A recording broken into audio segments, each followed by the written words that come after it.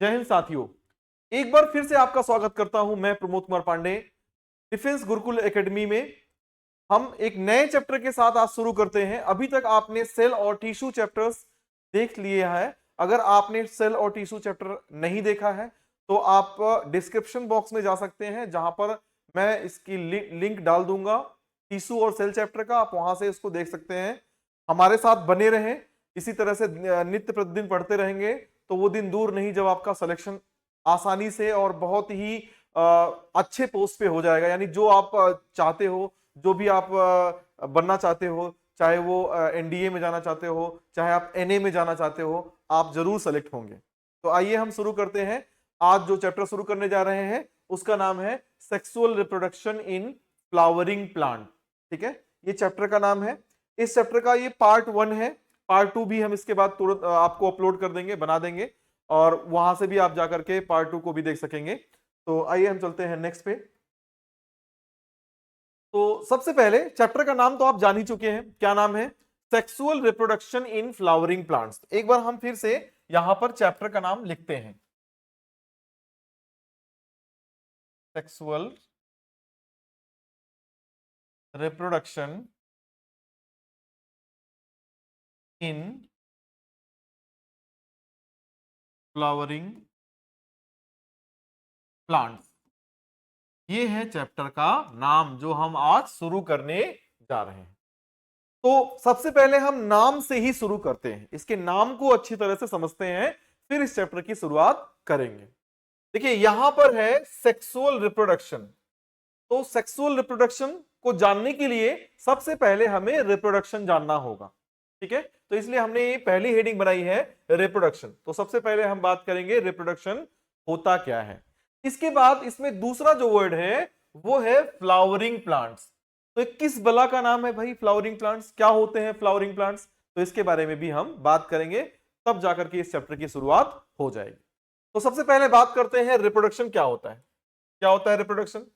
अपने समान नए जीवों को उत्पन्न करने की कैपेबिलिटी, जो कैपेसिटी होती है लिविंग ऑर्गेनिज्म में, उसे ही हम क्या कहते हैं? रिप्रोडक्शन कहते हैं। तो क्या है reproduction? Reproduction is a process of formation of new young ones by old organism. ठीक है, इटसेल्फ, यानी ओल्ड ऑर्गेनिज्म स्वयं से नए ऑर्गेनिज्म का को प्रोड्यूस करता है, इसी को हम क्या कहते हैं? रिप्रोडक्शन कहते हैं। तो इसको लिखते हैं, it is a process of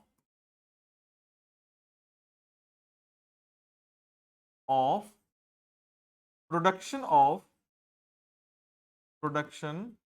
of new young ones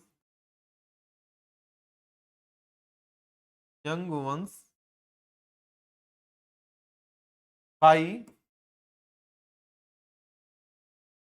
existing organisms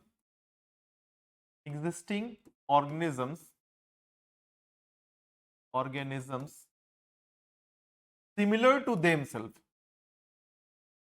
similar to themselves।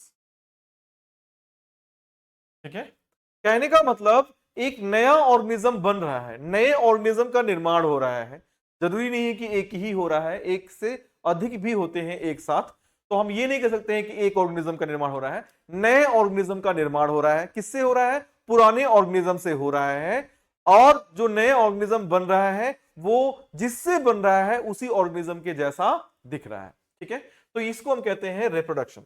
अब यहां पर बात आती है दूसरे वर्ड की, जिसको हम कहते हैं सेक्सुअल रिप्रोडक्शन। क्या कहते हैं? Sexual reproduction. तो सेक्सुअल रिप्रोडक्शन को समझने के लिए पहले यह जानना पड़ेगा कि रिप्रोडक्शन के कितने टाइप्स होते हैं। तो मेनली रिप्रोडक्शन के दो टाइप्स हम बात करते हैं। कितने होते हैं बेटा? दो टाइप्स होते हैं रिप्रोडक्शन के। ठीक है, तो हम यहां पर लिखते हैं टाइप्स। कौन कौन सा होता है? पहला हम बात करते हैं एसेक्सुअल रिप्रोडक्शन, और दूसरा कौन सा है? दूसरा है सेक्सुअल रिप्रोडक्शन। Sexual reproduction. इन दोनों का जो सबसे बड़ा अंतर है, जो इन दोनों का सबसे बड़ा अंतर है वो क्या है? एसेक्सुअल रिप्रोडक्शन में दो अलग अलग तरह के गैमीट्स, जिसको हम कहते हैं सेक्स सेल्स। ठीक है, दो अलग अलग तरह के गैमीट्स यानी सेक्स सेल्स के मिलने से नए जीव की उत्पत्ति होती है, यानी जो नया ऑर्गेनिज्म का फॉर्मेशन हो रहा है, that is because of fusion of two different kind of gametes together. ठीक है, दो गैमीट्स के फ्यूजन से नए ऑर्गेनिज्म का बनना, उसको हम क्या कहेंगे? Sexual reproduction. ठीक है, और एसेक्सुअल किसको कहेंगे बेटा? जिसमें सिंगल पेरेंट, अकेला एक ही ऑर्गेनिज्म नए जीवों का निर्माण कर देता है, यानी अगर एक ऑर्गेनिज्म ही सफिशियंट है नए जीव की उत्पत्ति करने के लिए, नए जीव का निर्माण करने के लिए, उससे ही नए जीव का निर्माण हो जा रहा है, तो उसको हम क्या कहेंगे? Asexual reproduction. ठीक है, क्या कहेंगे? Asexual reproduction. तो ये हो गया, तो आपको दो टर्म समझ में आ गया, एक तो रिप्रोडक्शन क्या है और उसमें क्या सेक्सुअल रिप्रोडक्शन क्या होता है, यानी ऐसा रिप्रोडक्शन जिसमें दो डिफरेंट इंडिविजुअल की रिक्वायरमेंट जनरली होती है।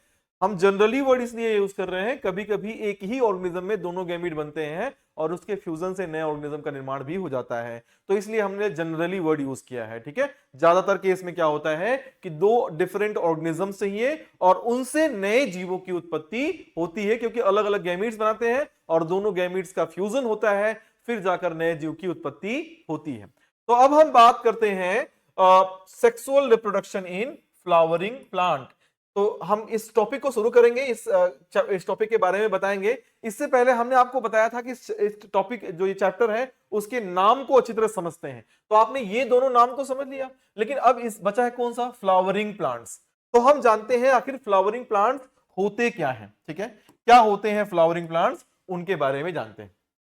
यानी नाम से यह पता चल रहा है ऐसे प्लांट जो फ्लावर प्रोड्यूस करते हैं, फ्लावर प्रोड्यूस करने वाले प्लांट, फ्लावर प्रोड्यूस करने वाले प्लांट्स को ही हम क्या बोलते हैं?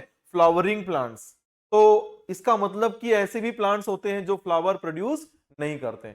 आप कभी ये मत सोचना कि आम फ्लावर प्रोड्यूस नहीं करता है, जामुन फ्लावर प्रोड्यूस नहीं करता है, बरगद फ्लावर प्रोड्यूस नहीं करता है, ठीक है, नीम फ्लावर प्रोड्यूस नहीं करते, नहीं, ये सारे फ्लावरिंग प्लांट्स होते हैं। ठीक है, ये सारे क्या है? फ्लावरिंग प्लांट्स है, क्योंकि सारे फ्लावर प्रोड्यूस करते हैं, फिर जाकर के उसमें फ्रूट्स और सीड का निर्माण होता है। ठीक है, तो नॉन फ्लावरिंग प्लांट्स कौन से हैं? जो फ्लावर प्रोड्यूस नहीं करते हैं, उनका नाम हम लेते हैं। तो देखिए, फ्लावरिंग प्लांट्स में जो होता है, आपने पढ़ा होगा diversity in living organism, class 9th में आपको बताया गया होगा डाइवर्सिटी इन लिविंग ऑर्गेनिज्म।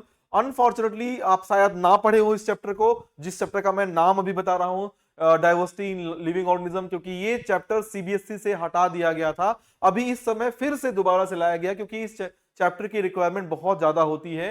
आगे के क्लासेस में 11th क्लास में इसकी बहुत ज्यादा रिक्वायरमेंट होती है, इसलिए दोबारा ला दिया गया है इस चैप्टर को। ठीक है, तो हम बात क्या कर रहे हैं? फ्लावर प्रोड्यूस करने वाले प्लांट्स को क्या कहते हैं? एंजियोस्पर्म। एंजियोस्पर्म एक कैटेगरी है जिसमें फ्लावर प्रोड्यूसिंग प्लांट को रखते हैं। किसमें रखते हैं? एंजियोस्पर्म्स। यानी प्लांट किंगडम को 5 डिविजन्स में बांटा गया है, उन्हीं डिविजन्स में से एक डिवीजन है एंजियोस्पर्म्स। ये क्या होते हैं?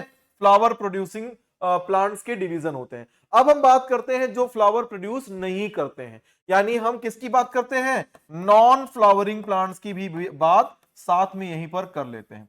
नॉन फ्लावरिंग प्लांट्स यानी ऐसे प्लांट्स जो फ्लावर का प्रोडक्शन नहीं करते हैं, हम उनकी बातें कर लेते हैं। तो उनमें कौन कौन सा आता है? उनमें 4 आते हैं, 4 डिविजन्स हैं। एक है एल्गी, जिसको आप शैवाल कहते हो, काई कहते हो। दूसरा है ब्रायोफाइट्स। तीसरा है टेरिडोफाइट्स, टेरिडोफाइट्स। और चौथा जो टाइप है वो है जिम्नोस्पर्म्स, जिम्नोस्पर्म्स, जिम्नोस्पर्म्स। तो ये 4 टाइप के जो प्लांट होते हैं वो फ्लावर का प्रोडक्शन नहीं करते हैं, इस बात को हमेशा ध्यान में रखिएगा। तो हम किसकी बात कर रहे हैं? सेक्सुअल रिप्रोडक्शन किसमें होता है? फ्लावरिंग प्लांट में। ठीक है, उसके बारे में हम बात करते हैं। अब हम बात करते हैं सेक्सुअल रिप्रोडक्शन फ्लावरिंग प्लांट्स में होता है। बिल्कुल होता है जी। कैसे होता है? जो फ्लावर होते हैं ना, वो हमारे लिए प्लांट प्रोड्यूस नहीं करते हैं, ये मत सोचो जो प्लांट्स बहुत ही परोपकारी होते हैं वो सारी कुछ हमारे लिए ही प्रोड्यूस करते हैं, ठीक है। वो एक एथिक्स है, वो एथिकल बातें सोचना वो भी सही है, बट अगर हम साइंटिफिक वे में देखा जाए तो प्लांट सिर्फ और सिर्फ हमारे लिए ही फ्लावर प्रोड्यूस नहीं करते हैं, या फ्रूट का प्रोडक्शन सिर्फ हमारे लिए नहीं करते हैं, अपनी उनकी भी स्वार्थ होती है। सोचिए कोई भी जीव अपनी एनर्जी को क्यों व्यर्थ करेगा, कुछ ना कुछ तो उसका रीजन होता है ना, तभी तो अपनी एनर्जी को इतना लगाएगा, ठीक है। तो रिप्रोडक्शन में एनर्जी लगती है तो क्यों उसका वेस्ट करेगा, है ना। तो अब अगर हम बात करें तो फ्लावर क्यों प्रोड्यूस करते हैं, क्योंकि फ्लावर में सेक्सुअल ऑर्गन होते हैं, सेक्स ऑर्गन प्रेजेंट होते हैं। फ्लावर में क्या होते हैं, प्लांट के सेक्स ऑर्गन प्रेजेंट होते हैं। कौन कौन से सेक्स ऑर्गन, मेल और फीमेल सेक्स ऑर्गन, जो मेल और फीमेल गैमीट्स का निर्माण करते हैं। और ये जो मेल और फीमेल गैमीट्स हैं ये दोनों आपस में मिल करके तब जाइगोट बनाते हैं, जिससे एम्ब्रियो बनता है, और एम्ब्रियो आगे जा करके सीड के अंदर एम्ब्रियो प्रेजेंट होता है, और जब सीड दोबारा से ग्रो करता है, जर्मिनेट करता है, तो नए प्लांट का प्रोडक्शन कर देता है। यानी सेक्सुअल रिप्रोडक्शन जो फ्लावरिंग प्लांट में वो होता है, ठीक है। कैसे होता है, फ्लावर के द्वारा, ठीक है। कैसे होता है, it takes place with the help of flower. Flower के द्वारा ये फ्लावरिंग प्लांट में सेक्सुअल रिप्रोडक्शन की प्रक्रिया संपन्न होती है। किसके द्वारा होती है बेटा, फ्लावर्स के द्वारा होती है। अब हम बात करते हैं कि जो सेक्सुअल रिप्रोडक्शन की प्रोसेस होती है, ठीक है, इसमें क्या है, मेल और फीमेल गैमेट्स बनते हैं और फ्यूजन होता है, नए जीव की उत्पत्ति होती है। तो वो अल्टीमेटली सारा काम क्यों कर रहे हैं, ताकि वो प्रोडक्शन कर सके किसका, सीड का। सीड के अंदर क्या होगा, एम्ब्रियो। बट उसी दौरान वो फ्रूट का प्रोडक्शन भी कर लेते हैं, क्यों, ताकि सीड उनका सुरक्षित रहे, पहली बात। दूसरी बात यह कि फ्रूट की लालच में जो एनिमल्स है वो उस प्लांट तक आएंगे और उस फ्रूट को खाएंगे, और सीड जो है उस जनरली ज्यादातर सीड जो होते हैं वो कड़वे और कसैले होते हैं, इसलिए ऑर्गेनिजम्स को नहीं खाते हैं और कहीं उसको फेंक देते हैं, फिर वहां से नए जीव, नया प्लांट की उत्पत्ति हो जाती है। अब हम बात करते हैं फ्लावर के बारे में। किसके बारे में बात करते हैं, फ्लावर के बारे में बात करते हैं। फ्लावर क्या होता है, आपने फ्लावर के बारे में तो बहुत सुना है कि बहुत ही ब्यूटीफुल फ्लावर्स आपने देखा है गार्डन में तरह तरह के, आप भी कई तरह के फ्लावर्स अपने घरों में लगाए होंगे, ठीक है। आप चाहे तो कमेंट बॉक्स में लिखिए आपको सबसे अच्छा कौन सा फ्लावर लगता है ना, कौन सा फ्लावर सबसे अच्छा लगता है, क्या आप उसको अपने गार्डन में लगाए हैं या नहीं, ठीक है। तो हम बात करते हैं फ्लावर्स के बारे में। तो फ्लावर क्या होता है, अगर हम इसका डिफिनीशन की बात करें तो क्या है ये, it is modified suit which take part in sexual reproduction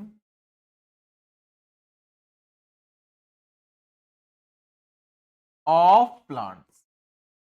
यानी अगर हम फ्लावर की बात करें तो फ्लावर क्या होते हैं बेटा, फ्लावर एक जो है रिप्रोडक्टिव ऑर्गन होता है। क्या होता है, रिप्रोडक्टिव ऑर्गन होता है। यहां पर मैंने एक वर्ड लिखा है, क्या लिखा है बेटा, मॉडिफाइड सूट।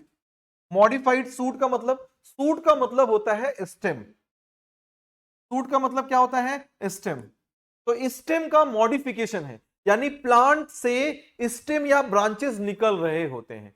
तो ब्रांच या स्टेम ना निकल करके वो मॉडिफाई हो जाती है, और मॉडिफाई होकर के क्या फॉर्म कर लेती है, वो फ्लावर का प्रोडक्शन कर लेती है, ठीक है।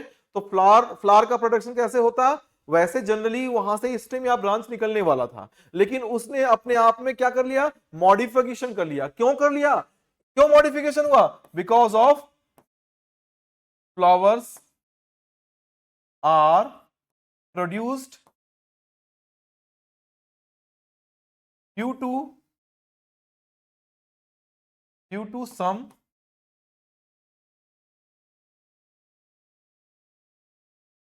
structural change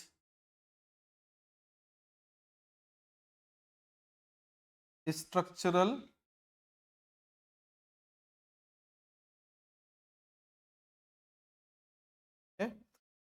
क्यों प्रोड्यूस होता है, क्योंकि कुछ स्ट्रक्चरल चेंजेस होते हैं, स्ट्रक्चरल चेंजेस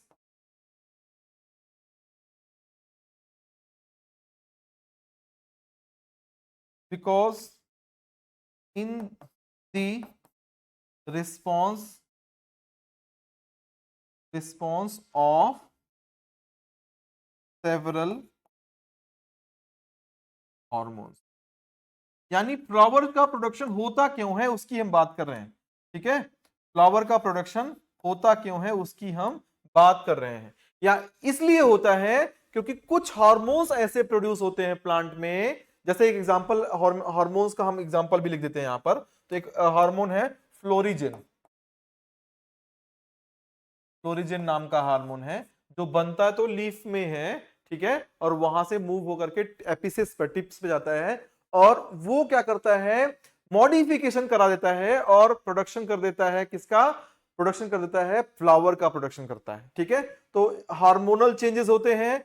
क्यों होते हैं? क्योंकि प्लांट मैच्योर हो चुका होता है। मैच्योरिटी के बाद उसको जब निश्चित टेम्परेचर और निश्चित जो है उसको जो है सनलाइट मिलती है, एक ड्यूरेशन सनलाइट का मिलता है, तो जाकर के ऐसे हार्मोन्स प्रोड्यूस होते हैं जो इंड्यूस करते हैं फ्लावरिंग का, और फ्लावर का प्रोडक्शन जो है वो हो जाता है। किसका प्रोडक्शन हो जाता है? फ्लावर का प्रोडक्शन हो जाता है। तो इसको आप नोट डाउन कर लीजिए, फिर हम लोग चलते हैं नेक्स्ट स्लाइड पे। आइए अब चलते हैं नेक्स्ट स्लाइड पे। अब हम बात करते हैं फ्लावर्स के टाइप। फ्लावर्स के टाइप्स। तो दो तरह के फ्लावर्स होते हैं। कितने तरह के होते हैं बेटा? दो तरह के फ्लावर्स होते हैं। कौन कौन से? एक ऐसे फ्लावर जिसमें केवल और केवल एक ही सेक्स ऑर्गन प्रेजेंट हो, if the flower have only one sex organ. ठीक है, तो उसको हम क्या कहते हैं? Unisexual flower. नाम से ही पता चल रहा है, यूनिसेक्सुअल का मतलब क्या है? जिसमें केवल और केवल एक ही सेक्स ऑर्गन प्रेजेंट होते हैं, एक से अधिक सेक्स ऑर्गन उसमें नहीं होता। या तो मेल वाला पार्ट होगा या तो फीमेल वाला पार्ट उसमें होगा। ऐसे फ्लावर को हम बोलते हैं इनकम्प्लीट फ्लावर।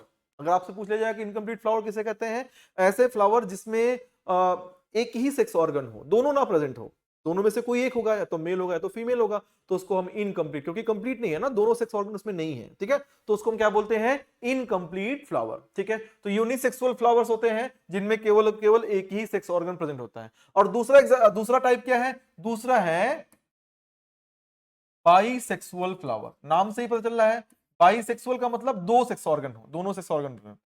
बाइसेक्सुअल फ्लावर्स,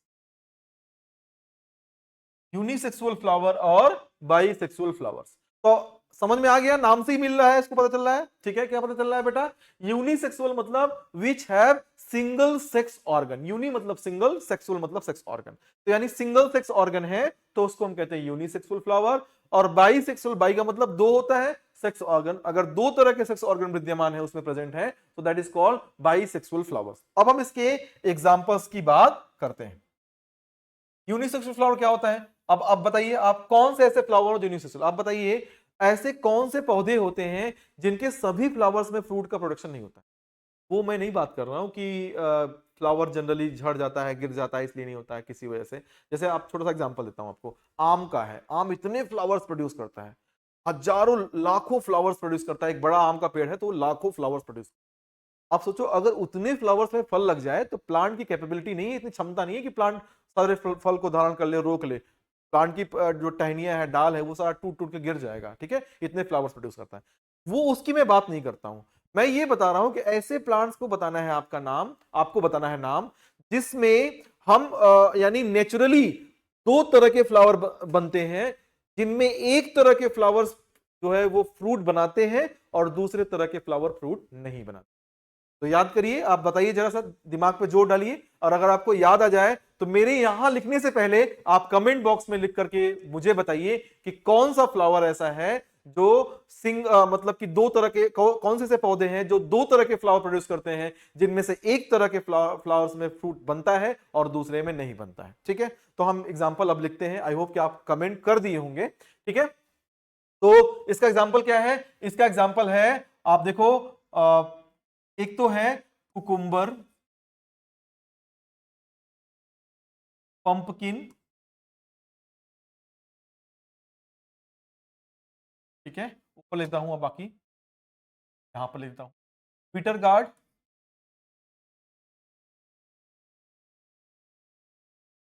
ठीक है, बॉटल गार्ड, ऐसे बहुत सारे फ्लावर्स हैं। जनरली आप देखिए मैं एग्जांपल देता हूं, करेला, लौकी, कद्दू, ठीक है, और खीरा, ककड़ी, इन सब में अगर आप ध्यान से देखेंगे बेटा, तो जो फ्लावर का प्रोडक्शन हो रहा होता है, दो तरह के फ्लावर इस इन प्लांट्स में उगते हैं। एक फ्लावर जो मेल होता है उसमें फल का प्रोडक्शन नहीं होता, ठीक उसी तरह से जैसे पुरुष कभी बच्चों को जन्म नहीं दे सकता। कभी दे सकता है क्या? नहीं दे सकता है, क्योंकि मेल कभी भी फ्लावर जो है वो संतान उत्पन्न नहीं कर सकता है। उसी तरह से जो मेल फ्लावर होते हैं वो सेक्सुअल रिप्रोडक्शन में हेल्प करेंगे, बट कभी भी नए सीड का प्रोडक्शन यानी नए प्लांट्स के प्रोडक्शन में डायरेक्टली सीड का प्रोडक्शन वो करने में सक्षम नहीं होते हैं। तो जब सीड नहीं बनेगा तो फ्रूट भी नहीं बनेगा। ठीक है, तो ऐसे प्लांट्स जिनमें क्या होता है, ये दो तरह के फ्लावर प्रोड्यूस करते हैं, तो इनको हम क्या बोलते हैं? इनको हम बोलते हैं यूनिसेक्सुअल फ्लावर्स। ठीक है, ऐसे प्लांट भी होते हैं जो अलग अलग होते हैं, मेल प्लांट अलग और फीमेल प्लांट अलग होता है। जैसे आप कभी देखते हो ना पपाया, पपीता, पपीता में देखो में कुछ आपने कभी देखा होगा, अगर कुछ लोग गांव से जो बिलोंग करते हैं और जो पपीते की कभी खेती देखा होंगे तो उन्होंने देखा होगा कि पपीता जब लगाया जाता है तो कभी कभी कुछ पपीते के पौधे ऐसे निकल जाते हैं जिसमें फ्लावर तो प्रोड्यूस होता है लेकिन फ्रूट्स का प्रोडक्शन नहीं होता है। ठीक है, तो और कुछ में क्या होता है, फ्लावर का प्रोडक्शन होता है, फ्रूट का भी होता है। तो जिनमें फ्लावर फ्रूट दोनों हो रहा है वो तो फीमेल जो है वो पपाया हो गया, और जिनमें फ्लावर प्रोड्यूस हो रहा है लेकिन फ्रूट का प्रोडक्शन नहीं हो रहा है, पेड़ में ही ऐसा, पेड़ में सारे फ्लावर्स उसमें ऐसे प्रोड्यूस होते हैं कि उसमें फ्रूट बनेगा ही नहीं, सारा फ्रूट फ्लावर गिर जाएगा। ठीक है, तो उसको हम कहेंगे मेल प्लांट कहेंगे। ऐसे डेट पाम में भी होता है। ठीक है, डेट पाम जो है उसमें भी मेल और फीमेल अलग अलग होता है। ठीक है, तो ये तो हो गया यूनिसेक्सुअल फ्लावर्स के बारे में। अब हम किसके बारे में बात करते हैं? अब हम बात करते हैं बाइसेक्सुअल फ्लावर्स के बारे में। क्या होते हैं बाइसेक्सुअल फ्लावर्स? बाइसेक्सुअल फ्लावर्स ऐसे फ्लावर्स जिसमें मेल और फीमेल सेक्स ऑर्गन दोनों ही प्रेजेंट होते हैं, यानी ऐसे फ्लावर्स जिसमें मेल और फीमेल सेक्स ऑर्गन दोनों ही मौजूद होते हैं, तो उनको हम क्या कहते हैं? Bisexual flowers. अब इसके एग्जांपल लिख देते हैं, तो एग्जांपल बहुत सारे हैं। जैसे हम एग्जांपल में लिख देंगे एक मैंगो, रोज, मस्टर्ड, नीम। तो ये जो सारे प्लांट्स हैं ये क्या है जिसमें मैंने आपको नाम बताया है, ये क्या है? बाइसेक्सुअल फ्लावर प्रोड्यूस करते हैं, यानी उसी फ्लावर के अंदर मेल सेक्स ऑर्गन और फीमेल सेक्स ऑर्गन दोनों ही मौजूद होता है। तो ये तो हमने आपको बता दिया फ्लावर के टाइप्स के बारे में। अब हम बात करते हैं फ्लोरल पार्ट्स के बारे में। किसके बारे में बात करते हैं? अब हम बात करते हैं फ्लोरल पार्ट्स के बारे में बात करते हैं।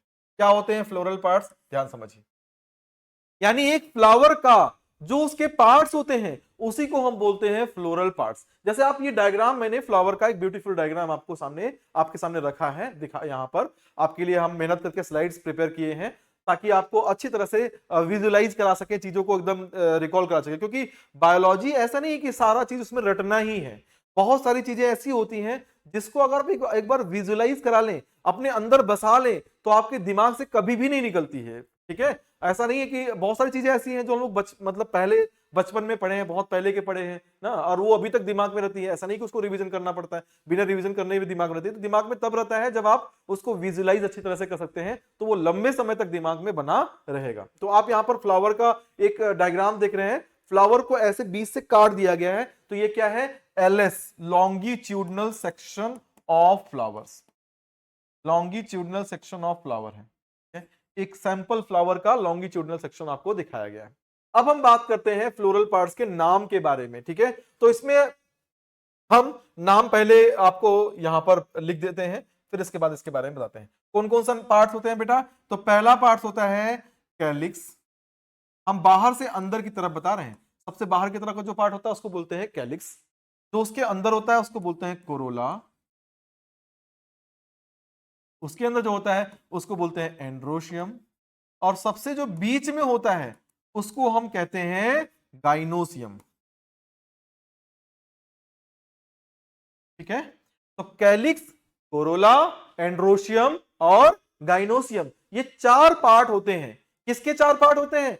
फ्लावर के। ये मुख्य रूप से चार पार्ट, मेन पार्ट्स होते हैं। ठीक है, तो अब आप जानिए ये क्या है बेटा, ये वर्ल है, वर्ल, वर्ल मतलब चक्र है, ठीक है, क्या है, चक्र। जैसे ये सपोज करिए फ्लावर के जो जो मेन एक्सिस है, तो मेन एक्सिस पे जो पहला चक्र है, फिर उसके बाहर है, फिर उसके बाहर है, और फिर उसके बाहर 4 ऐसे चक्र हैं। जो सबसे बाहर वाला चक्र है उसको बोलते हैं कैलिक्स, उसके अंदर वाले चक्र को कोरोला, उसके अंदर वाले पार्ट को एंड्रोशियम, और सबसे बीच वाले पार्ट को हम कहते हैं गाइनोशियम। तो ये 4 पार्ट है।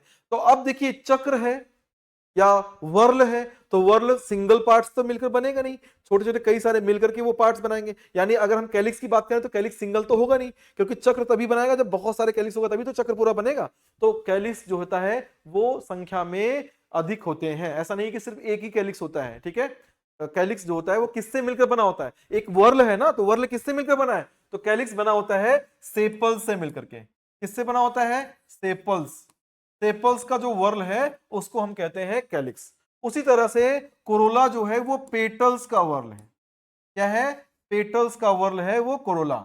एंड्रोशियम जो है वो स्टेमेंस का वर्ल है, स्टेमेंस का वर्ल है वो एंड्रोशियम।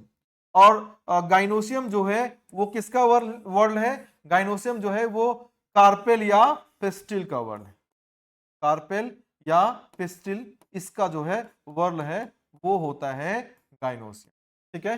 तो हमने आपको अभी क्या बताया, फ्लोरल पार्ट्स के बारे में बताया, आप कौन कौन से पार्ट्स के बारे में बताया, कैलिक्स के बारे में बताया, कोरोला के बारे में बताया, एंड्रोशियम के बारे में बताया, और हम गाइनोसियम के बारे में बताया। तो इसमें ये जो दोनों पार्ट होते हैं, ये दोनों पार्ट एक्चुअली क्या होते हैं, ये होते हैं एसेसरी पार्ट्स।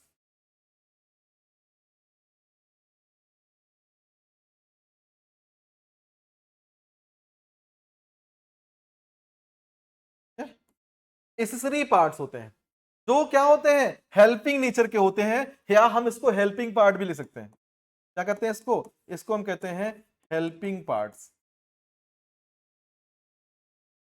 ठीक है। एसेसरी पार्ट्स या इसको हम कहते हैं हेल्पिंग पार्ट्स। और दूसरा जो होता है वो क्या होता है, ये वाले जो दूसरे पार्ट है जो यहां पर आप देख रहे हैं, इसको बोलते हैं रिप्रोडक्टिव पार्ट या नेसेसरी पार्ट। क्या बोलते हैं, रिप्रोडक्टिव पार्ट, रिप्रोडक्टिव पार्ट, या हम इसको और बोल सकते हैं क्या, नेसेसरी पार्ट्स।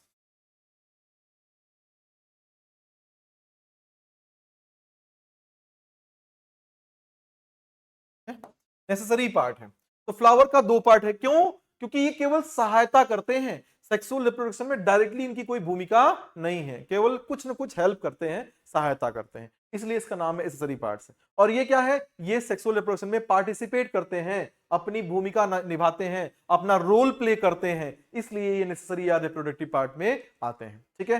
तो अब हम बात करें, हमने आपको बताया, इसके बारे में बता दिया, यहां पर कैलिक्स और कोरोला, कैलिक्स और कैलिक्स आपस में जो सेपल्स होते हैं ना, उनका भी अरेंजमेंट होता है, उनको भी एक क्रम में अरेंज होते हैं। तो उसके बारे में हायर क्लासेस में है, अभी उतना जानने की जरूरत नहीं है। हम लोग मतलब आप फिर कभी हम वीडियो बनाएंगे कभी डिटेल में, तो उसके बारे में बात करेंगे कि जो उसको बोलते हैं एस्टिवेशन, कैलिक्स कोरोला जो होता है वो अलग अलग उसका सेपल्स और पेटल्स का जो अरेंजमेंट होता है, जिसको हम क्या कहते हैं, जिसको हम कहते हैं aestivation, valvate, imbricate, twisted aestivation, vexillary, ये एस्टिवेशंस होते हैं, उसके बारे में वहां पर बातें होंगी। अभी आपको ज्यादा अपने लेवल का पढ़ना है, ज्यादा डिटेल में जानने की जरूरत नहीं है। तो अब हम इसके पार्ट्स के बारे में हमने आपको बताया, तो कैलिक्स कोरोला के बारे में यहां तक जानकारी हो गई। इसके बाद हम एंड्रोशियम और गाइनोशियम को डिटेल में बात करेंगे अगले स्लाइड्स में, ठीक है। तो पहले हम बात करते हैं किससे मिलकर बना होता है, स्टेमेन से मिलकर बना होता है। तो स्टेमेन कौन बनता है, एंड्रोशियम, और कार्पेल्स या पिस्टल से गाइनोशियम बनता है। तो अब हम इसके पार्ट को लेबल करते हैं सबसे पहले, और फिर हम लोग इसके बारे में जानते हैं। तो सबसे पहले ये दिख रहा है, जिससे हम फ्लावर को होल्ड करते हैं, जिससे हम फ्लावर को पकड़ते हैं, ठीक है। आप फ्लावर को ऐसे पकड़ते हो ना, तो नीचे से पकड़ते हो, नीचे वाले पार्ट से, ठीक है। तो इसको हम क्या कहते हैं, इसको हम कहते हैं फ्लावर स्टॉक, या इसका दूसरा नाम पेडिसिल भी है, पेडिसिल, ठीक है। फ्लावर स्टॉक और दूसरा नाम क्या है, पेडिसिल। अब यही पेडिसिल का ऊपर वाला भाग, ये पेडिसिल का जो ऊपर वाला भाग है, थोड़ा जैसे डंठल होता है, जिसको डंठल बोलते हैं, फ्लावर को डंठल के हिसाब से पकड़ते हैं ना, तो डंठल का ऊपरी भाग अगर कभी ध्यान से देखेंगे तो थोड़ा सा स्वेल होगा, थोड़ा सा फूला होगा, देखिए यहां पर फूला हुआ है ना, ये दिख रहा है इस वाले पार्ट को, तो इसको हम बोलते हैं थैलमस, या इसका दूसरा नाम है रिसेप्टिकल।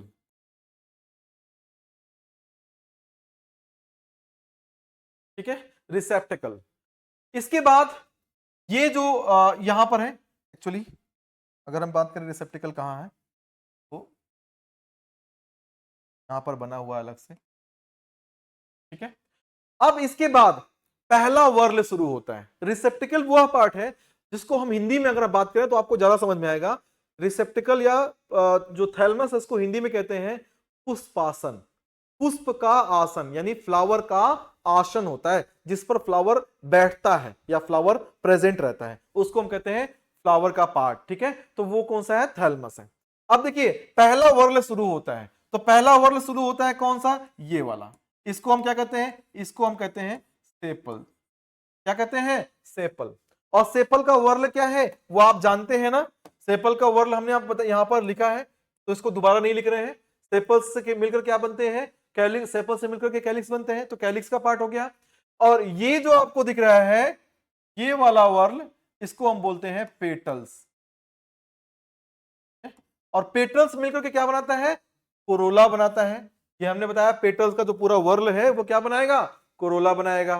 तो ये दूसरा वर्ल है। देखो सबसे बाहर की तरफ क्या है, ये वाला वर्ल, जिसको हम कहते हैं सेपल्स का वर्ल, कैलिक्स कहते हैं। फिर दूसरा उसके अंदर का जो वर्ल है उसको हम कहते हैं पेटल्स का वर्ल, जिसको हम कहते हैं कोरोला।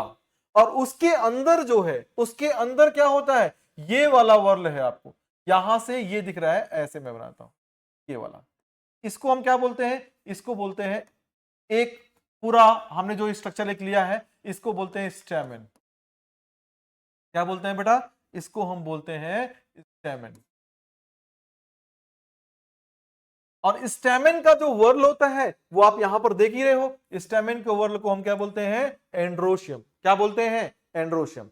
अब हम अगले अगर बात करें तो अगला जो है वो यहां से पूरा, ये यहां से लेकर के यहां तक है। ठीक है, तो इसको हम अलग अलग नाम यहीं पर लिख देते हैं, एक बार कलर चेंज कर लेते हैं।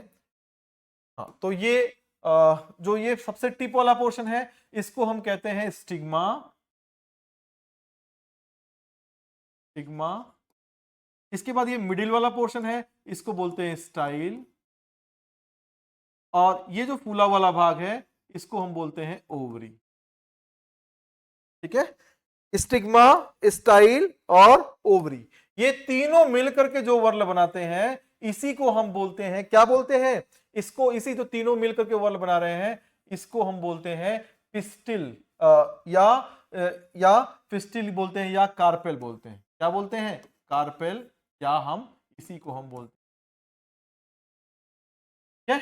तो ये यहां से पूरा ये वाला जो पार्ट आपको दिख रहा है ये क्या है, पिस्टिल।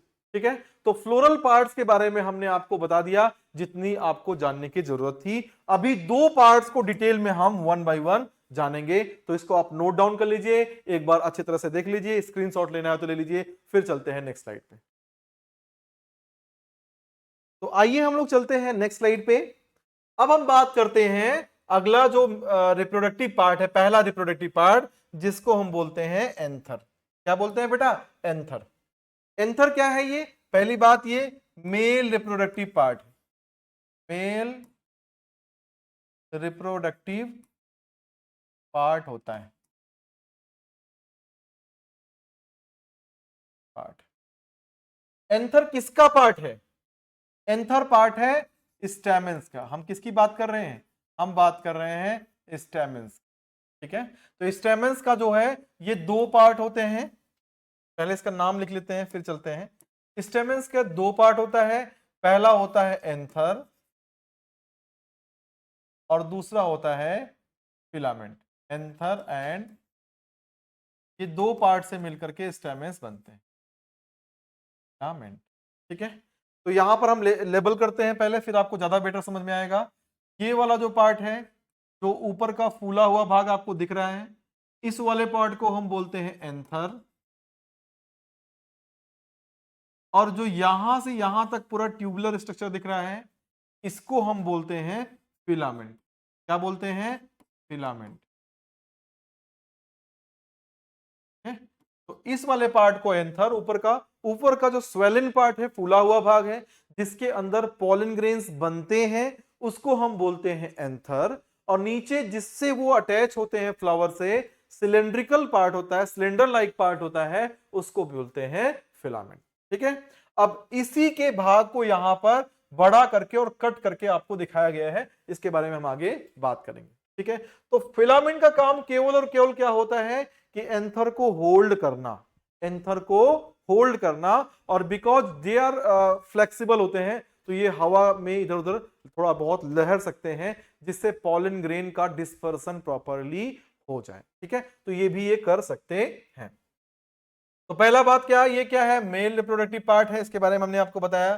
दूसरी बात क्या करते हैं कि इसमें डाइथिकस होता है। ठीक है, क्या होता है, डाइथिकस होता है। पहली बात तो बाइलोब्ड होता है। बाइलोब्ड क्या होता है बेटा, बाइलोब्ड सुनिए, जनरली क्या होता है, बाइलोब्ड होता है। यहां पर जनरली वर्ड लिख देते हैं, कुछ एक्सेप्शंस भी है, तो ज्यादातर जो है वो क्या होते हैं, बाइलोब्ड होते हैं। अब आप यहां ध्यान से अगर आप देखेंगे ना, तो ये इसको बीच से अगर काटेंगे, तो इस तरफ वाला एक लोब और उस तरफ वाला दूसरा लोब, यानी टू लोब स्ट्रक्चर है। तो क्या है, ये इसको बोलते हैं बाइलोब्ड होता है। कैसा, एक इस तरफ वाला लोब और एक दूसरी तरफ वाला पार्ट, तो बाइलोब्ड स्ट्रक्चर हो गया। अब हर एक लोब में जनरली बाइलोब्ड होते हैं। अब each lobe have two theca, each lobe have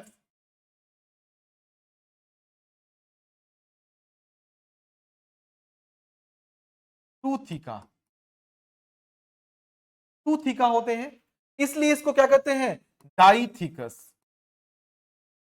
die मतलब टू होता है, तो डाइथिकस होता है। आप ध्यान समझिए मेरी बात, हमने बताया क्या कि इधर का पार्ट एक लोब और उस तरफ का पार्ट दूसरा लोब, एक लोब हो गया इधर का और उस तरफ वाला पार्ट को क्या कहेंगे, दूसरा लोब। अब हर एक लोब में देखिए यहां से फिर डिवीजन है।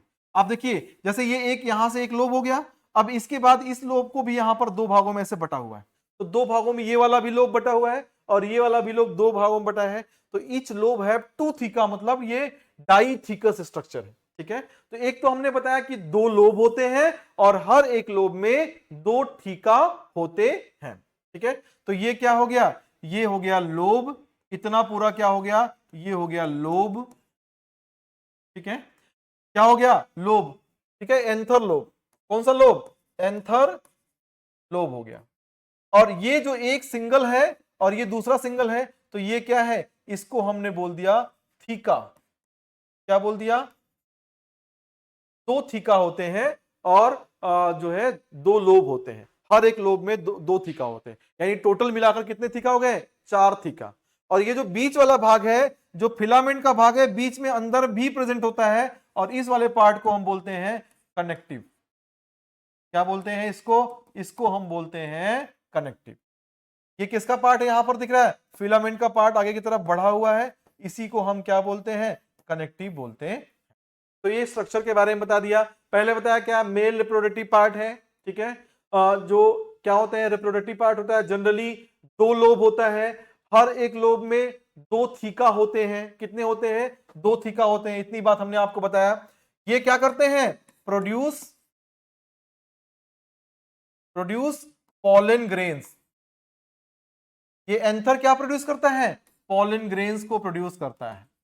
अब अगर हम बात करें इसको थोड़ा सा और डिटेल में अगर जानने की कोशिश करें थोड़ा सा, तो अगर इसके ट्रांसफर सेशन काटोगे, ट्रांसफर सेशन मतलब क्या होता है, इसको ऐसे पतला सा ऐसे कट करके निकाल दो और फिर एक मतलब बिल्कुल महीन बिल्कुल पतला आप कट लगाओगे, तो उसको हम बोलते हैं ट्रांसवर्स सेक्शन। अगर आप ट्रांसफर सेक्शन को काटोगे और काट कर देखोगे, तो आपको स्ट्रक्चर ऐसे जनरली दिखता है,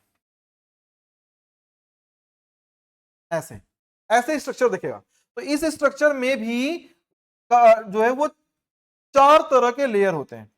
तो पहला बाहर की तरफ एक लेयर होता है ऐसे, फिर उसके अंदर होता है, दो लेयर हो सकता है उसके अंदर, और फिर उसके अंदर होता है एक लेयर, एक लेयर होता है सिंगल, फिर दो लेयर अंदर हो सकता है, और फिर बीच में उसके जो है क्या होते हैं, इस तरह का स्ट्रक्चर प्रेजेंट होता है इस तरह, जो उसका पॉलन सैक बनाता है बाद में, ठीक है, माइक्रोस्पोरेंजिया होता है। तो इसका नाम भी हम लोग जान लेते हैं। इसको हम ये जो सबसे बाहर की तरफ दिख रहा है, इसको हम क्या कहते हैं, इसको बोलते हैं एपिडर्मिस। एपिडर्मिस। उसके अंदर क्या होता है, ये जो है उसको बोलते हैं एंडोथीशियम। क्या बोलते हैं उसको, उसको हम बोलते हैं एंडोथीशियम।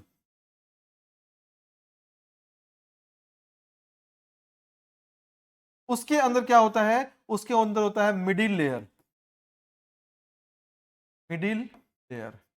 और सबसे अंदर की तरफ होता है, उसको बोलते हैं, तो सबसे अंदर की तरफ अलग अलग होता है लेयर, उसको हम बोलते हैं टैपिटम। टैपिटम के लेयर के अंदर जो प्रेजेंट पार्ट होता है, ये वाला भाग, इसको बोलते हैं माइक्रोस्पोरेंजिया। ये मतलब टैपिटम मिल करके जो एक स्ट्रक्चर बना रहा है, उसको क्या बोलते हैं, माइक्रोस्पोरेंजिया। माइक्रोस्पोरेंजिया हम इसको बोलते हैं। तो अब यहां पर आपको ध्यान से इस बात को समझना है। क्या समझना है, पहला होता है एपिडर्मिस, फिर एंडोथीसियम, मिडिल लेयर, और इस जो है उसके अंदर होता है टैपिटम, जो 4 माइक्रोस्पोरेंजिया यानी टेट्रा माइक्रोस्पोरेंजिएट बोलते हैं। टेट्रा मतलब 4 माइक्रोस्पोरेंजिया होते हैं ना, तो इसको क्या बोलते हैं, टेट्रा माइक्रोस्पोरेंजिएट। इतना डिटेल में जाने की आपको जरूरत नहीं है। इस वाले डायग्राम से केवल एक बात पूछा जा सकता है, वो क्या, कि आपसे पूछ लिए कि डेवलपिंग पोलन ग्रेन को पोषण कौन प्रदान करता है। तो यहां पर हम पहले नाम लिख देते हैं,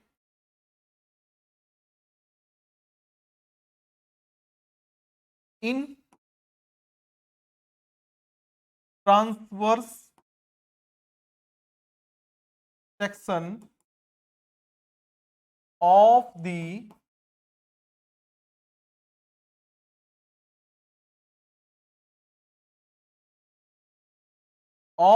anther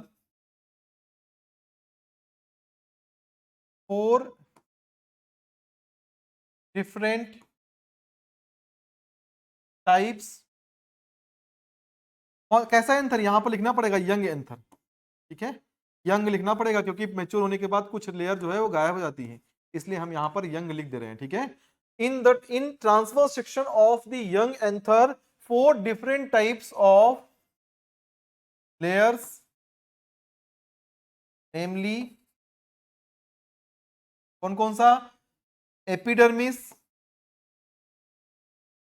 epidermis, endothecium,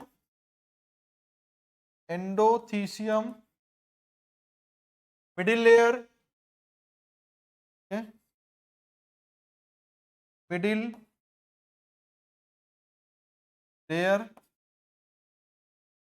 and tapetum is present. अब इस डायग्राम में जो ये रेड कलर की लेयर बनाया है, ये क्या है बेटा, रेड कलर वाला जो पार्ट है वो क्या है, टैपिटम है। यहां से ये जो रेड कलर के बनाए हैं, ये क्या है, टैपिटम होता है। तो यहां से एक क्वेश्चन कभी अगर ज्यादा डीप में गया तो पूछ सकता है, वो क्या पूछेगा, वो पूछेगा कि कौन सा लेयर न्यूट्रिशन प्रोवाइड करता है डेवलपिंग पॉलन ग्रेन को, तो कौन सा है, टैपिटम। तो आपको लिखोगे, यहां पर मैं लिख दे रहा हूं उसका answer, tapetum provide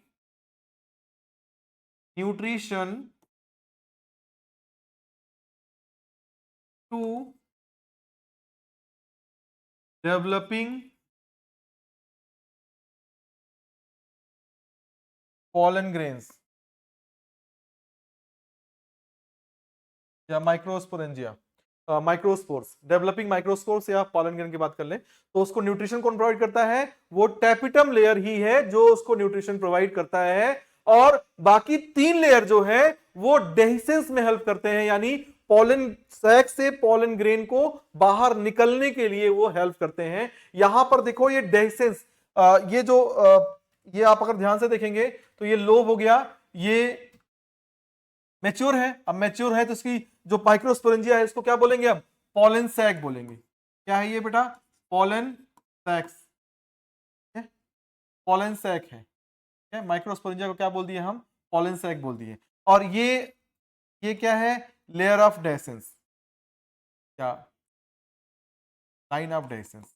line of dehiscence, जहां से फटता है।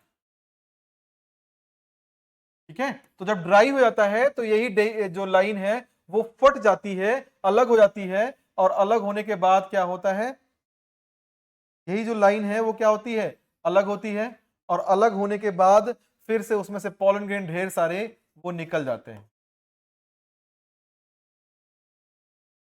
Line of dehiscence. तो इस स्लाइड में इतना ही। इसको आप स्क्रीनशॉट ले लीजिए या नोट डाउन कर लीजिए, फिर चलते हैं हम लोग नेक्स्ट स्लाइड पे। तो पहले आप इसको नोट डाउन कर लीजिए। आइए फिर चलते हैं बेटा, अब हम चलते हैं नेक्स्ट स्लाइड पे। ठीक है, तो अब हम बात करते हैं किसके बारे में, पोलन ग्रेन के बारे में। एंथर के अंदर हमने आपको बताया क्या प्रोडक्ट प्रोड्यूस करते हैं, पोलन ग्रेन। ठीक है, तो कहां पर प्रोड्यूस होते हैं, पहली बात तो प्रोड्यूस्ड, इसकी बात करें पोलन ग्रेन की। ठीक है, तो प्रोड्यूस्ड इनसाइड द एंथर।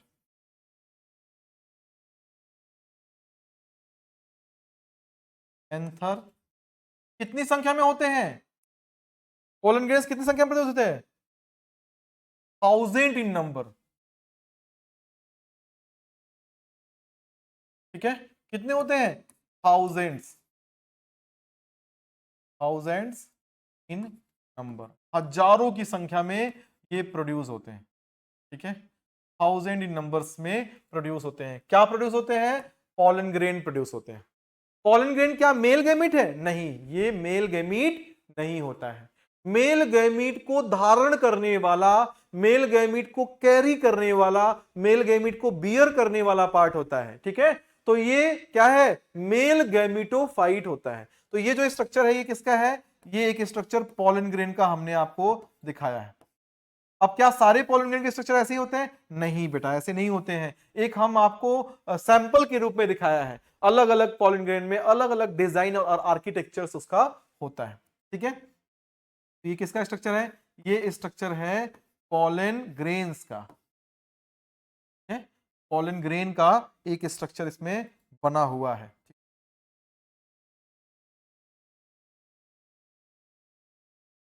ठीक है, अब अगर हम बात करें तो पोलन ग्रेन जो है वो क्या होता है, ये होता है, इट इज ऑल्सो कॉल्ड, या हम कह सकते हैं it is male gametophyte.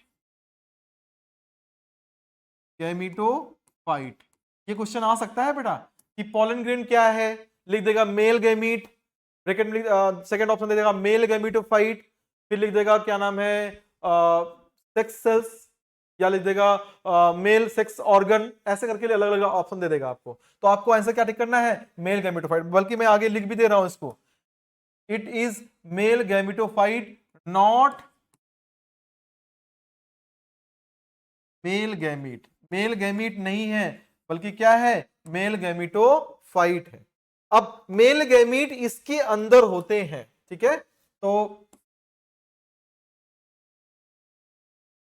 Inside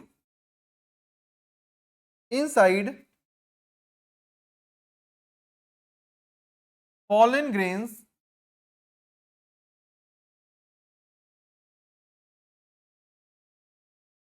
vegetative cell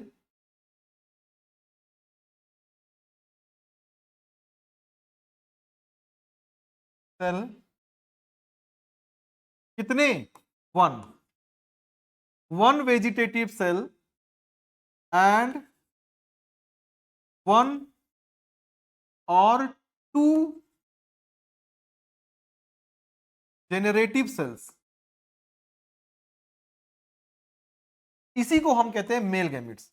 ठीक है, जो एक भी हो सकते हैं या एक से संख्या में दो हो सकते हैं। ठीक है, अधिक नहीं, मतलब दो हो सकते हैं। ठीक है, तो inside the pollen grain one vegetative cell and one और two generative cells are present. ये तो अंदर की बात हो गई। अब बाहर से लेयर की बात करते हैं। अब देखिए इसमें दो दिखाया गया है ना, एक वेजिटेटिव सेल और एक जेनरेटिव सेल्स। सबसे पहले बाहर की लेयर देखिए, ये वाला जो आपको दिख रहा है, ये जो रेड कलर से बना हुआ है, इसका डिजाइन देखिए, इसे कांटेदार कांटे जैसा दिख रहा है। ये कई अलग अलग डिजाइन अलग अलग तरह से दिख सकते हैं। ठीक है, तो इसको हम कहते हैं एक्साइन। क्या बोलते हैं, एक्साइन। और एक्साइन की विशेषता है, एक्साइन बनी होती है किससे, तो यहां पर मैं यहीं पर नोट कर दे रहा हूं, ये बनी होती है स्पोरोपोलिनिन से, स्पोरोपोलिनिन से। और स्पोरोपोलिनिन अभी तक का खोजा गया सबसे रेजिस्टेंस ऑर्गेनिक मटेरियल है, जिसपे कुछ हद तक ना तो टेम्परेचर का कोई प्रभाव होता है, ना तो ये डेसिकेट होते हैं, मतलब सूखते भी नहीं है ये, नुकसान मतलब पानी के मॉइस्चर कंटेंट हटने से भी ज्यादा नुकसान नहीं है, ना ही ये एसिडिक इन्वायरमेंट में नष्ट होते हैं, ना ही ये एल्कली इन्वायरमेंट में नष्ट होते हैं, ना ही दुनिया का कोई ऐसा एंजाइम जो इसको डाइजेस्ट कर पाए अभी तक खोजा गया है।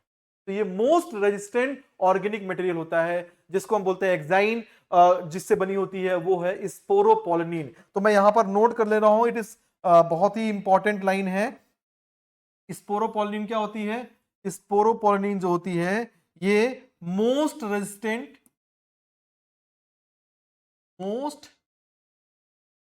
Resistant organic material.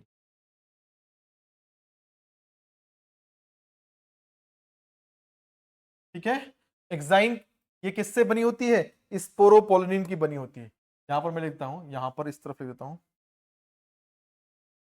Head up, किससे बनी होती है, एक्साइन स्पोरोपोलिनिन से बनी। अच्छा, इसमें तो इस डायग्राम में आपको दिखा दिया है कि एक्साइन क्या है, एक कंटिन्यूअस लेयर है, बट ऐसा नहीं होता है।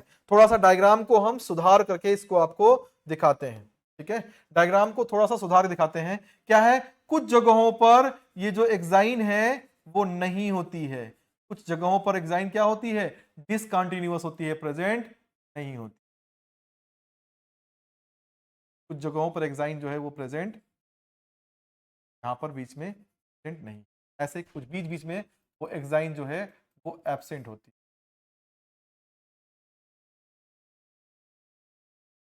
तो जहां पर ये एब्सेंट होती है उस वाले भाग को हम क्या कहते हैं, उसको बोलते हैं जर्म पोर। क्या बोलते हैं, उस वाले पार्ट को बोलते हैं जर्म पोर, जहां पर एक्साइन नहीं होती है।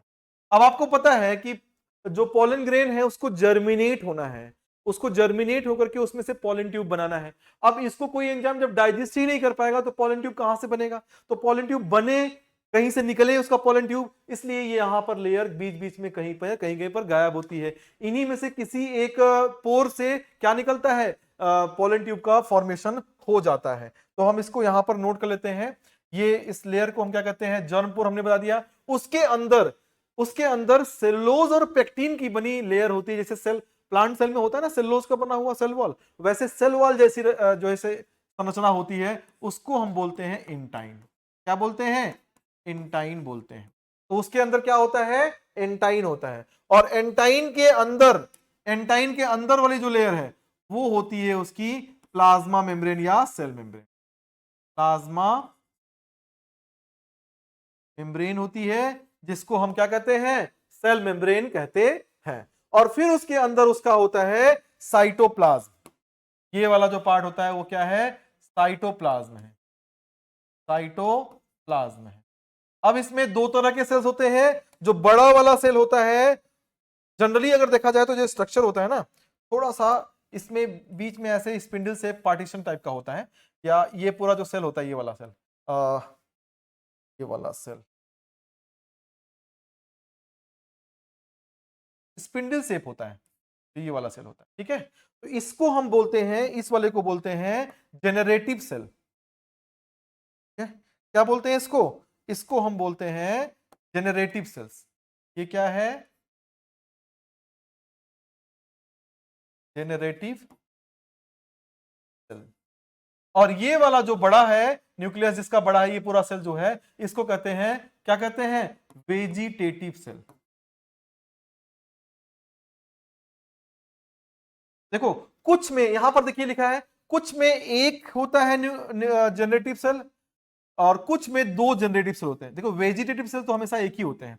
वेजिटेटिव सेल का काम क्या होता है, ये इसमें रिजर्व फूड मटेरियल खूब ज्यादा होते हैं, तो ये क्या करते हैं, जब ये मेल गैमीट के से पोलन ट्यूब जब पोलन ट्यूब बनाना हो, तो पोलन ट्यूब बनाने में ये हेल्प कौन करता है, हेल्प करता है, जो वेजिटेटिव सेल है वो पॉलन ग्रेन ट्यूब बनाएगा, वो सब काम करेगा, न्यूट्रिशन प्रोवाइड करेगा पॉलन ट्यूब को जर्मिनेट होने के लिए, वो सारा काम कौन करेगा, वो करेगा ये वेजिटेटिव सेल। जनरेटिव सेल्स जो होता है वो केवल और केवल अगर संख्या में एक होंगे तब वो डिवाइड होकर के पॉलन ट्यूब बनने से पहले या बनते समय ही डिवाइड होकर के दो भागों में बढ़ जाएंगे, दो जनरेटिव सेल हो जाएंगे। और कुछ में तो दो पहले से ही होते हैं, तो जिनमें दो पहले से होते हैं कोई दिक्कत नहीं, लेकिन जिसमें एक होता है जनरेटिव सेल, वो जब पॉलन ट्यूब बनने लगता है उस दौरान वो दो डिवाइड होकर माइटोसिस करके दो मेल गैमीट का फॉर्मेशन कर लेता है। क्योंकि आगे मैं आपको बताऊंगा कि दो मेल गैमीट की जरूरत होती है, डबल फर्टिलाइजेशन होता है इसलिए। तो ये स्ट्रक्चर हमने आपको बताया। इसके अंदर प्लाज्मा मेम्ब्रेन होता है, साइटोप्लाज्म होता है, रिजर्व फूड मटेरियल होता है, और ये जो है वेजिटेटिव सेल है। इसका शेप मैंने थोड़ा चेंज करके आपको दिखाया। जनरली ये स्पिंडल शेप होते हैं। कैसे होते हैं? स्पिंडल शेप होते हैं। शेप जो है ऐसा दिया हुआ है, स्पिंडल शेप होते हैं। ये वेजिटेटिव सेल्स इतना बड़ा होता है कि उसमें जनरेटिव सेल्स फ्लोएट करता रहता है, ऐसे तैरता रहता है। वेजिटेटिव सेल्स के अंदर जनरेटिव सेल्स जो है वो तैरता रहता है। तो ये स्ट्रक्चर हो गया किसका? पॉलन ग्रेन का। इसके बाद हम लोग चलेंगे फिर नेक्स्ट स्लाइड पे, आप इसको नोट कर लीजिए, स्क्रीनशॉट ले लीजिए। आइए अब चलते हैं नेक्स्ट स्लाइड पे। अब हम बात करते हैं नेक्स्ट पार्ट जिसको हम बोलते हैं पिस्टिल। क्या कहते हैं? पिस्टिल। तो अब हम पिस्टिल के बारे में बात करते हैं। पिस्टिल जैसा हमने आपको स्ट्रक्चर में दिखाया था उसमें बताया भी था, ये जो पार्ट है, जो ऊपर का पार्ट है, ये लैंडिंग प्लेटफॉर्म है जहां पर पॉलन ग्रेन आकर के लैंड करता है। ठीक है, इसको कहते हैं लैंडिंग प्लेटफॉर्म। क्या नाम है इसका? इसका नाम है स्टिग्मा। इसके बाद ये जो सिलेंड्रिकल पार्ट होता है इसको हम बोलते हैं स्टाइल। अरे वो वाला स्टाइल नहीं है, बोला बहुत स्टाइल मारते हो, वो वाला स्टाइल नहीं है, इसका नाम है स्टाइल। ठीक है, तो ये स्टाइल है। और ये जो स्वेलन पार्ट है इसको हम कहते हैं ओवरी। ओवरी। तो ये तीनों मिलकर क्या बना रहे हैं? पिस्टिल, जिसको हम कार्पेल भी कहते हैं। ठीक है, अब अगर बात करें तो पहला पार्ट जो स्टिग्मा, यहां पर मैं नोट भी कर लेता हूं,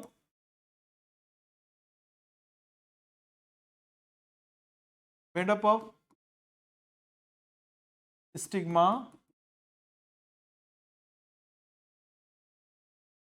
स्टाइल एंड दूर। स्टिग्मा, स्टाइल और किससे बना होता है? ओवरी से मिलकर के बना होता है। अब अगर हम बात करें तो जो स्टिग्मा होता है वो क्या करता है? ये क्या है हमने बताया अभी? Landing platform. Landing platform of the pollen grain. Pollen grain का लैंडिंग प्लेटफॉर्म। जो स्टाइल होता है ये क्या करता है? कनेक्ट करता है, connects stigma to ovary. Stigma to ovary. अरे क्या रहा है? Stigma to ovary. ठीक है, अब देखिए ये क्या कर रहा है? कनेक्ट कर रहा है। तो इसी के अंदर से होकर के पॉलन ट्यूब ओवरी के अंदर प्रवेश करता है। किसके अंदर जाता है? इसी स्टाइल के अंदर से होकर के पॉलन ट्यूब जाता है। और ये जो फूला हुआ भाग है, स्वेलन पार्ट, बल्ज्ड पार्ट, नीचे का जो बल्ज्ड पार्ट है उसी को हम क्या कहते हैं? ओवरी कहते हैं। वो फूला हुआ भाग जो है उसी को हम क्या कहते हैं? ओवरी कहते हैं। अब अगर आप ध्यान से इस पे देखेंगे तो, ध्यान से देखेंगे तो ये जो फूला हुआ भाग है इसके अंदर होता है एम्ब्रियो सैक। ठीक है, यानी इसके अंदर क्या होता है? ओव्यूल होता है। ये क्या है? ये है ओव्यूल। ओवरी के अंदर ओव्यूल बनता है। ठीक है, ओव्यूल होता है और ओव्यूल में एम्ब्रियो सैक एक स्ट्रक्चर होता है। क्या होता है? Embryo sac. तो यहां पर हम लिख देंगे, क्या लिखेंगे? Inside the ovary one or more than one more than लिखे, वन और मेनी लिख देते हैं, ज्यादा बेटर रहेगा। One or many ovules are present, are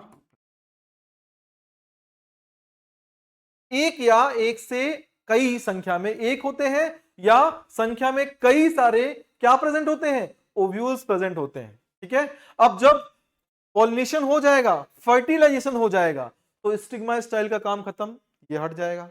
बचेगा क्या, ओवरी। ओवरी डेवलप होगा फ्रूट के रूप में और ओव्यूल डेवलप होगा किसके रूप में, सीड के रूप में। इसको हम आगे भी बताएंगे। ठीक है, अब देखो, हमने बताया किसके बारे में, पिस्टिल के बारे में बताया, स्टिग्मा स्टाइल ओवरी के बारे में बताया, और ये जो पार्ट होता है वो कहां पर अटैच होता है, थैलमस से जुड़ा हुआ होता है नीचे ओवरी का पार्ट, और इस तरह से पूरा ये स्ट्रक्चर फॉर्म होता है जिसको हमने बोल दिया पिस्टिल। इसमें 3 पार्ट है, तीनों पार्ट के बारे में हमने आपको एक्सप्लेन कर दिया, तीनों पार्ट के बारे में वो हमने बता दिया कौन कौन सा पार्ट होता है और क्या उसका स्ट्रक्चर है वो बता दिया। इसके अंदर अब जो ओव्यूल है ना, वहां पर क्या होता है, embryo sac is present, embryo sac is present। ठीक है, which have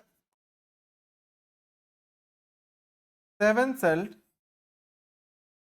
and 8 न्यूक्लियस, या 7 सेल होते हैं, 7 सेल होते हैं,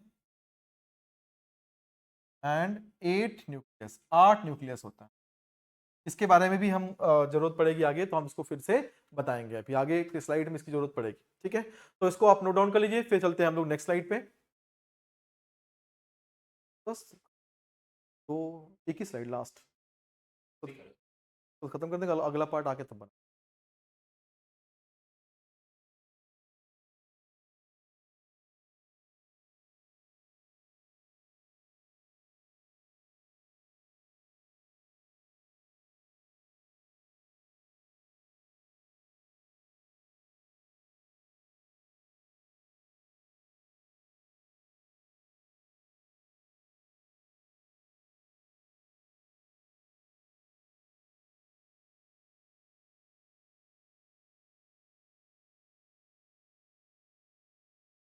आइए फिर चलते हैं नेक्स्ट स्लाइड पे। एक चीज और इसमें लिख दीजिएगा, क्या है, हम ये जो ओव्यूल होता है ना, वो ओव्यूल जुड़ा होता है किससे, ओवरी में, किसकी सहायता से, प्लासेंटा की सहायता से। तो यहां पर लिख देंगे, in ovary ovules are attached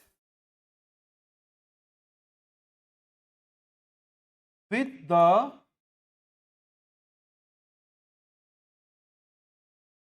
help of placenta, placenta की सहायता से जुड़े होते हैं। प्लासेंटा कुशन लाइक एक थोड़ा सा पार्ट होता है ओवरी में, जो ओवरी के जहां पर ओव्यूल जुड़ता है ना, वहां पर होता है, वो अटैचमेंट का प्लेस प्रोवाइड करता है। ये प्लासेंटा कौन सा है, ये प्लांट्स वाला है, एनिमल वाला मत समझिएगा। एनिमल में जहां पर बच्चा अटैच होता है वहां पर प्लासेंटा होता है। ठीक है, तो हम चलते हैं नेक्स्ट स्लाइड पे। आज के लिए हम, ये लास्ट स्लाइड है, आज हम यहीं तक पढ़ेंगे, और सेकेंड पार्ट जब बनाएंगे तो उसमें हम सेकेंड पार्ट में आगे चलेंगे। तो हम बात करते हैं पॉलिनेशन। क्या होता है पॉलिनेशन, आप इस डायग्राम में देख करके ही आपको समझ में आ रहा होगा। ये क्या है बेटा, ये है स्टैमेन, ये क्या है, ये है पिस्टिल। ठीक है, तो स्टैमेन से क्या बन रहे हैं, ये छोटे छोटे कण जो दिख रहे हैं आपको, क्या है, ये है पॉलन ग्रेन। क्या है, पॉलन ग्रेन। अब पॉलन ग्रेन्स कहां से, स्टैमेन्स के किस पार्ट से, एंथर से। ये क्या, कौन सा पार्ट है स्टैमेन का, एंथर। एंथर से पॉलन ग्रेन निकल रहा है, जा कहां रहा है, पिस्टिल के कौन से पार्ट पे, सिग्मा वाले पार्ट पे। इसी को हम क्या कहते हैं, इसी को हम कहते हैं, इसी को हम कहते हैं पॉलिनेशन। ठीक है, क्या कहते हैं बेटा, पॉलिनेशन। तो यहां पर हम लिख बता देते हैं, पॉलिनेशन क्या है, transfer of pollen grains from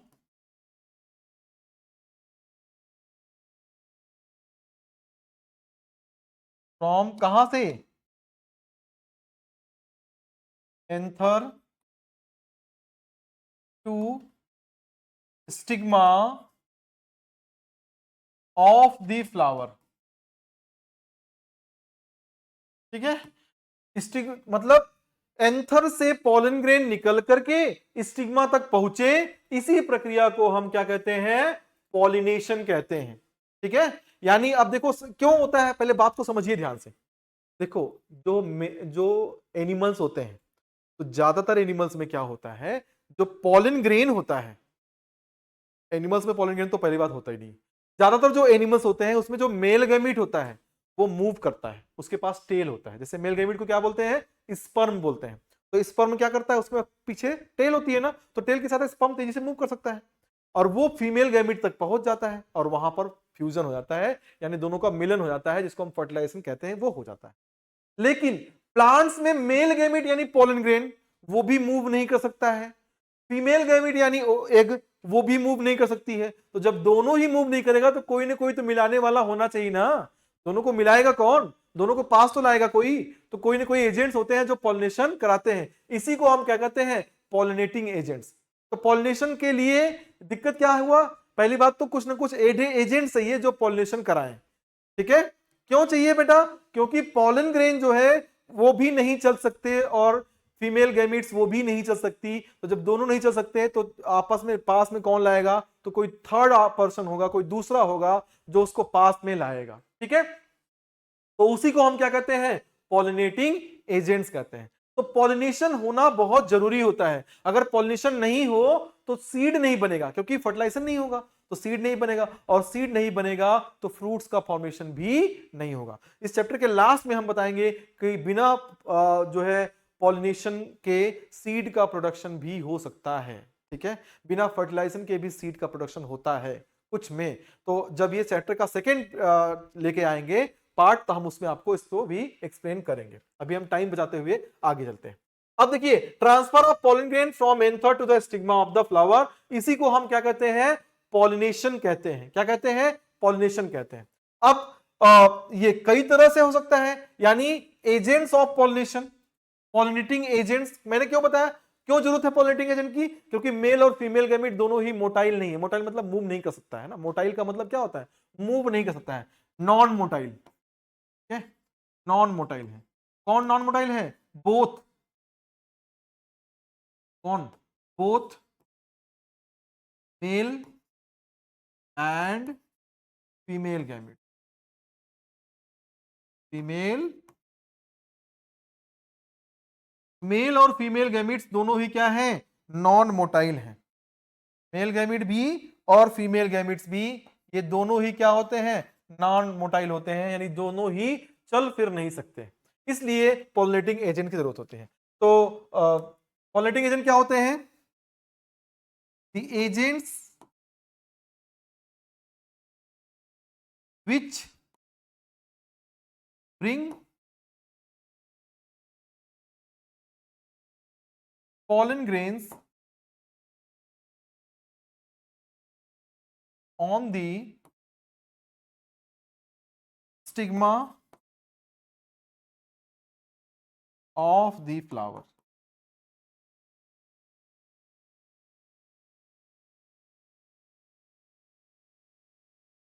flower के स्टिग्मा पर जो पॉलन ग्रेन को लाते हैं उनको हम क्या बोलते हैं, पॉलिनेटिंग एजेंट्स। अब ये दो तरह से हो सकते हैं, कितने तरह के हो सकते हैं बेटा, दो तरह के पॉलिनेटिंग एजेंट्स होते हैं।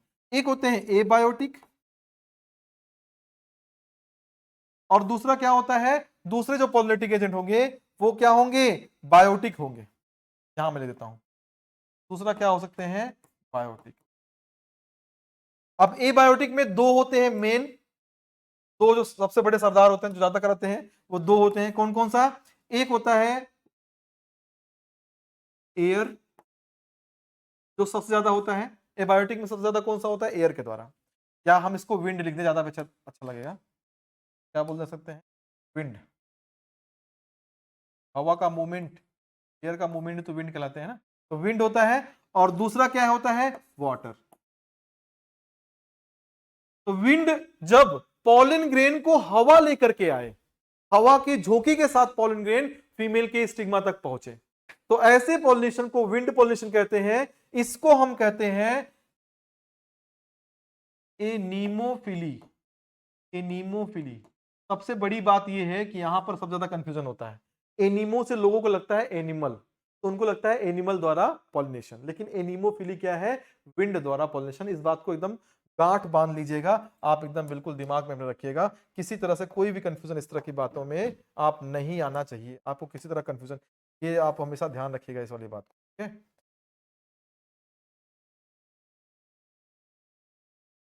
तो पॉलिनेशन किसके द्वारा? By anemophily. विंड द्वारा पॉलिनेशन को हम क्या बोलेंगे? एनिमोफिली बोलते हैं।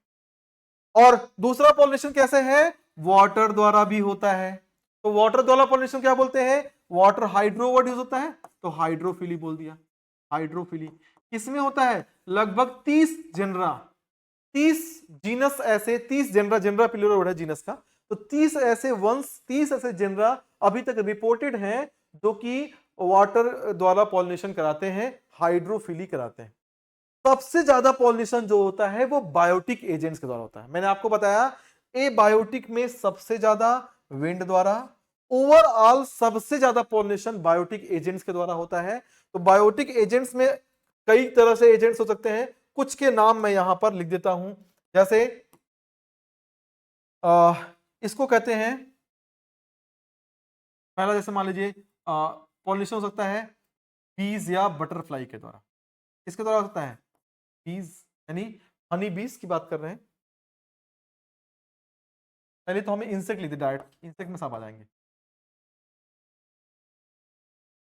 ठीक है? यानी पॉलिनेशन जो है वो इंसेक्ट द्वारा भी हो सकता है, ठीक है? इंसेक्ट में कौन कौन से आएंगे बेटा? इंसेक्ट में जैसे हनी बी हो सकता है, और क्या हो सकता है? हाउस फ्लाई,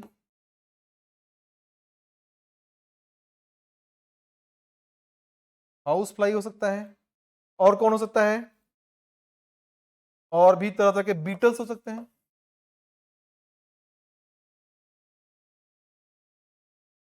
बीटल्स हो सकते हैं। तो ये पॉलिनेशन किसके द्वारा होगा? पॉलिनेशन बाई, किसके बारे में बता रहे हैं? पॉलिनेशन बाई इंसेक्ट द्वारा पॉलिनेशन हम बताए आपको, ठीक है? और दूसरा जो है पॉलिनेशन चमगादड़ द्वारा होता है। चमगादड़ क्या होते हैं? रात में उगते हैं, तो और वो आते हैं फ्लावर्स को, फ्रूट्स को खाने के लिए, और फिर पॉलिनेशन करा देते हैं। तो बैट द्वारा भी हो सकता है। किसके द्वारा हो सकता है?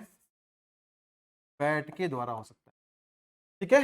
तो इंसेक्ट हो सकता है, बैट हो सकता है, इसमें बटरफ्लाइज भी बहुत इंपॉर्टेंट, बटरफ्लाइज बिना लिखे काम नहीं चलने वाला है, तो बटरफ्लाइज का भी नाम मैं यहां पर लिख ही देता हूं। तो यहां पर बटरफ्लाइज, वो भी बहुत ज्यादा पॉलिनेशन का, बटरफ्लाई,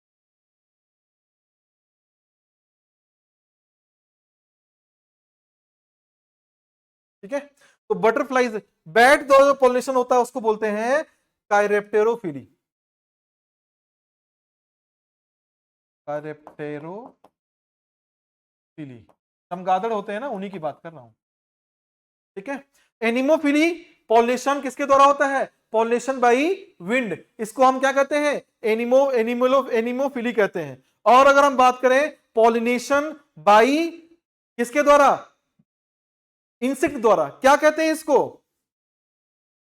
पॉलिनेशन बाई इंसेक्ट द्वारा क्या, बताइए किसको कहते हैं? बताइए क्या नाम है उसका? पॉलिनेशन बाई इंसेक्ट, नहीं आता रहा है? मैं बताता हूं, इसको हम कहते हैं एंटोमोफिली। यहां पर मैं नाम ले देता हूं, इस वाला पॉलिनेशन को हम क्या कहते हैं? इतना जगह वहां जगह बचा ही नहीं, एंटोमोफिली, ठीक है? तो एनिमोफिली, एंटोमोफिली, हाइड्रोफिली, काइरेप्टेरोफिली, ये हमने कुछ बता दिया नाम, जो कुछ ज्यादा पॉपुलर है उनके नाम बता दिए।